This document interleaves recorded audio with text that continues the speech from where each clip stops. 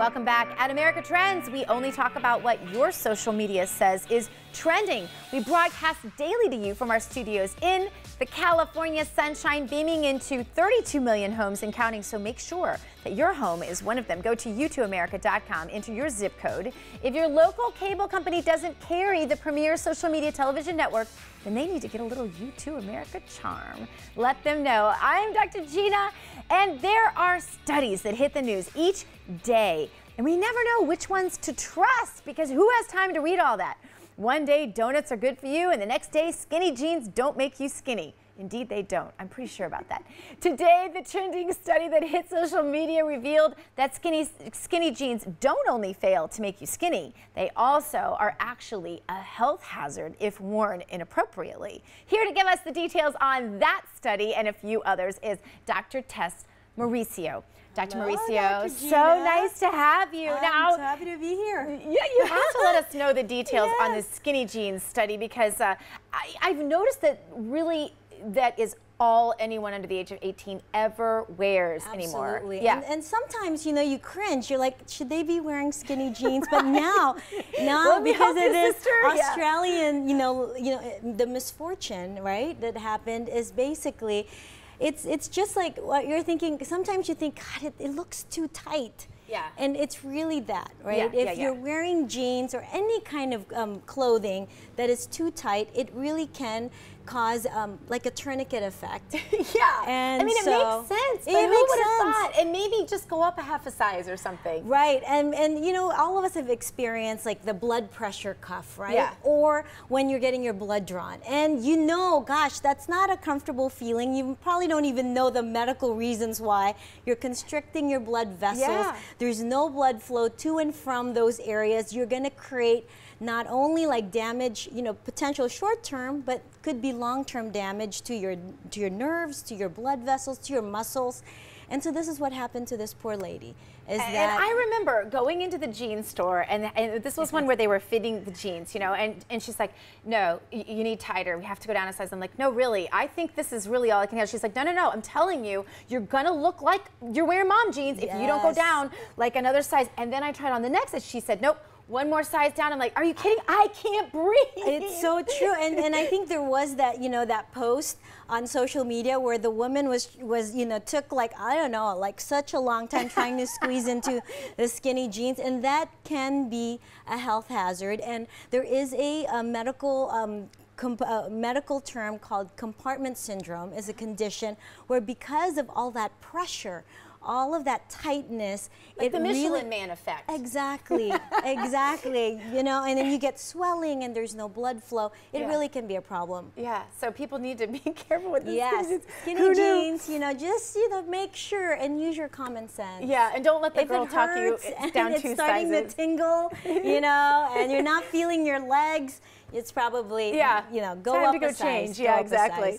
Another study today says that red wine is good for us. Again, we're reading conflicting studies. Yes. I remember when I was pregnant, my doctor told me, he whispered to me, he goes, you need to have a glass of wine every night because you are too high strung and that is going to make you better. I'm like, but this is what he said to me, and I thought this was fascinating, Dr. Tess. He said, you know, those studies they do that say that red wine is bad for you, it's where they go into the hospital room of the woman who's just delivered the baby with the fetal alcohol syndrome, and they say, how much were you drinking? And she says, oh, just 1 glass. So we have to write down that 1 glass of wine is bad for any pregnant woman. We're not talking about pregnant women today, but just in light of the fact that that the study says red wine is good for you, I'm just wondering, does that mean I can have a whole bottle tonight? I don't know about a whole bottle. You know, life is about moderation, guys. But you know, it is true because of the grapes have resveratrol, which is a super potent antioxidant, which we know helps us. You know, I'm a dermatologist, so it helps us with the anti-aging aspect. But also now there is this study that shows that it can help us lose weight. And again, you know, there's also a lot of carbs with your wine, so you gotta balance. You know, you're getting the resveratrol, but then you're getting the carbs. So if you do too much of the wine, you may actually pack on pounds and not lose the pounds. Okay, now this is what I don't understand, Dr. Tess. You know, we have these studies every day that are telling us what's making us thinner, right? Meanwhile, we're getting fatter, and today a study said that we have more obese people than just simply overweight people in the world. if we have all of this information, why are we just getting fatter and fatter? It's just so hard, right? I just came back from vacation and I gained 4 pounds. You know, it's really hard. Food is good, it tastes good, and it's really like almost like a basic instinct for us to eat what's around, because before caveman time, right? I mean, it was very hard and it was survival. But now it's beyond that. It's now science. They've really perfected, you know, food and the way it tastes. And now we go to international kind of knowledge now to make this all good. And so, and then of course the argument about processed foods and all of those things. Well, and I'll say another culprit. We don't allow anything in the house for our children except water, except on Thanksgiving and Christmas and Easter, where we would get what we call kid wine, which is just the champagne that's apple juice. Other than that, they don't have access to we don't even do milk. We're not big milk believers, but I know that's a whole other controversy. But I noticed that the children that my children hang around with, they drink a lot of soda, and a study came out today that said 25% of all children are not getting any water at all, and most children are underhydrated. Is soda the culprit? All these new soft drinks and juices and all of these energy drinks. Yes, and, that's a big one too. And kids are like going to all these fancy like coffee bars now and are getting their lattes. So I mean, I think as parents, and you know, you think about these are basically empty calories because they're taking on sugar, they're taking on carbs, and it's really messing up their appetite and it's messing up their metabolism. And so obesity is not happening not just for adults, but even scarier with our young kids. And so really just don't have it there because it tastes good. That's the problem. Yeah. They're gonna choose those drinks, those flavored drinks, soda and juice over water if they have a choice. All right. Another study about kids that came out today said that kids who lie a lot are better at keeping track of lies.